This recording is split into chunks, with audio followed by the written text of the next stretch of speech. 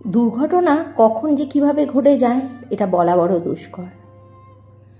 আজ হচ্ছে রবিবার আর ঘড়িতে বাজছে এখন সকাল 8টা। আর আজকের ব্লগটা এখন শুরু করছি।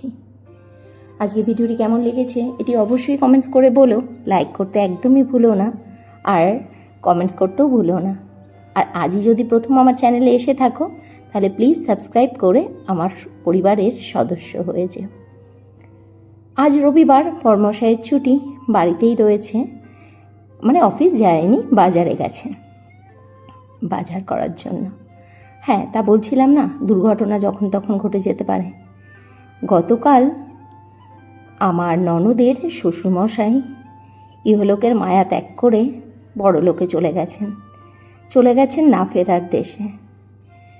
কি অবস্থা জানো? মানুষটা একদম সুস্থ সবলই ছিল, কয়েকটা দিনের অসুস্থতাতেই চলে গেল। কাউকে জ্বালালোও না, কাউকে ভোগালোও না, নিজেও ভুগলো না। পুণ্য আত্মা ছিল, তাই কাউকে ডিস্টার্ব না করেই নীরবে চলে গেল। কি হয়েছে জানো? কাল ভোরবেলাতে উনি গত হয়েছেন। আর আমার শ্বশুরমশাই ফোন করে তার ছেলেকে বলেছেন। সাধারণত কোনো কিছু হলে যে কোনো কারণেই ছেলের থেকে বেশি উনি আমাকেই ফোন করেন। কাল যে কি হয়েছে কে জানে, উনি ওনার ছেলেকে ফোন করেছিলেন। আর বড়মশাই একটা জরুরি মিটিংয়ে ঢুকে গেছিলেন, মানে যতক্ষণ ওকে ফোন করেছে ও অফিসে চলে গেছিল। আর ও একটা ইম্পর্টেন্ট মিটিংয়ে ঢুকে গেছিল। ও আমাকে ফোন করে আর বলেনি যে এরকম একটা ঘটনা ঘটে গেছে। আর শ্বশুরমশাই জানেন যে ওনার ছেলে আমাকে জানিয়েছে। মধ্যেখান থেকে কেউই আমাকে জানায়নি। বাবা ওইদিকে মানে ননদের বাড়িতে গিয়ে কাজে কর্মে ব্যস্ত হয়ে পড়েছিলেন, ওনারও মাথায় আর আসেনি যে পিঙ্কিকে একবার ফোন করে বলি। উনি নিশ্চিন্ত যে ওনার ছেলে আমাকে বলেছে। এদিক থেকে বড়মশাইও আমাকে জানায়নি সারাদিনে, শ্বশুরমশাইও জানায়নি। রাত্রিবেলাতে 8টার সময় বড়মশাই ঢুকতেই আমাকে বলছে, শুনেছ টুস্কায়ের শ্বশুর মারা গেছে, মানে আমার ননদের শ্বশুরমশাই। শুনে তো আমি খুব রেগে গেছি যে এত বড় একটা ঘটনা ঘটে গেল, আমি জানতে পর্যন্ত পারলাম না। আজকের দিনটায় আমার তোর পাশে গিয়ে অবশ্যই দাঁড়ানো উচিত ছিল। শ্বশুরমশাইকে ফোন করলাম যে বাবা তুমি আমাকে সবসময় ফোন করো, আজ কেন ফোন করোনি?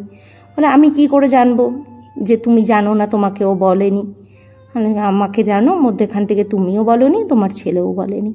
যাক, ননদের সাথে কথা বললাম তখনই ফোন করে রাত্রিবেলাতে। আর ননদ তো খুব কান্নাকাটি করছে, শ্বশুরমশাইয়ের সাথে ওর খুব ভালো বন্ডিং ছিল। আমি বললাম কাল আমি অবশ্যই তোর বাড়িতে যাব। আর আজ হচ্ছে সেই যাওয়ার দিন। বড়মশাইকে যে হবিষ্যি দিতে হবে এগুলো সব কেনাকাটা করতে বললাম। আজ যেভাবেই হোক যেতেই হবে ওর বাড়িতে। এই দুঃখের সময় মানুষের পাশে যে দাঁড়ায় সেই হয় প্রকৃত বন্ধু। এই দেখো, সব হবিষ্যির জন্য ফল, সাবু এগুলো সব কিনিয়েছি, এগুলো নিয়েই যাব।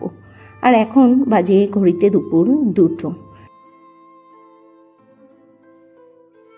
আজ রান্নাবান্না কিছুই তোমাদের সাথে শেয়ার করতে পারিনি, খুব ব্যস্ত ছিলাম। আসলে একটু ননদের বাড়িতে যাব। এই যে এখানে তো ফল টল দেখতেই পেরেছিলে, এগুলো সব গুছিয়ে রাখলাম ব্যাগের মধ্যে, যাওয়ার সময় মিষ্টিটা কিনে নেব। আর এখন লাঞ্চ করব। ঘড়িতে বাজছে এখন দুপুর 2:15, তাড়াতাড়ি করেই খাবো। খেয়ে দিয়ে বেরোতে হবে। আর লাঞ্চ মেনুতে কী কী রয়েছে দেখে নাও।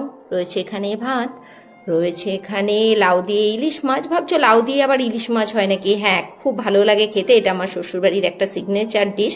আর আমার এই বাড়িতে আমার ছেলেও খুব ভালোবাসে খেতে। আসলে রক্ত কোথায় যাবে, ওই বাড়ির রক্ত শরীরে রয়েছে, তাই ওই বাড়ির খাবারগুলো ও খেতেও ভালোবাসে। রয়েছে এখানে কি বলে ওটাকে, আরে শাপলা শাপলা বটি। আর রয়েছে গন্ধপাতালি পাতার বাটা। আজকের লাঞ্চ মেনুতে রয়েছে এইটুকুই।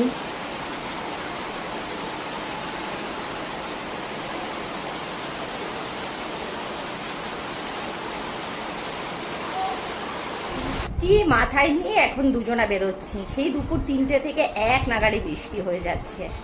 কিছু করার নেই, যেতে তো হবেই। এখন বৃষ্টি মাথায় নিয়েই যাই। এখন 5টা বাজে, এখনো যদি না যাই তাহলে অনেকটাই লেট হয়ে যাবে। ওই দেখো বৃষ্টি পড়ছে আর বর্মশাই বেরিয়ে গেল। আর আমিও এখন তাড়াতাড়ি বেরোই, ছাতা মাথায় দিয়েই যেতে হবে স্টেশনে। যাব ভাবলাম বাইকে, কিন্তু এই বৃষ্টিতে বাইক নিয়ে তো যাওয়া যাবে না। দুজনা মিলে ট্রেনে উঠে পড়েছি। আমার ননদের বাড়ি বেশি দূর না, রানাঘাট থেকে মাত্র 3টে স্টেশন, আর স্টেশন সংলগ্নই ওর বাড়ি। ওর বাড়িতে গিয়ে ঘণ্টাখানেক বসেছিলাম, তারপরে বাড়িতে চলে এসেছি। তখন রাত 8টা মতো বাজে। এসে স্নান করে ফ্রেশ হলাম, আর পুরোই ভিজে গেছিলাম যেন বৃষ্টিতে। আর রাতের খাবারে আমি লুচি বেলে দিচ্ছি, বড়মশাই ভেজে তুলছে।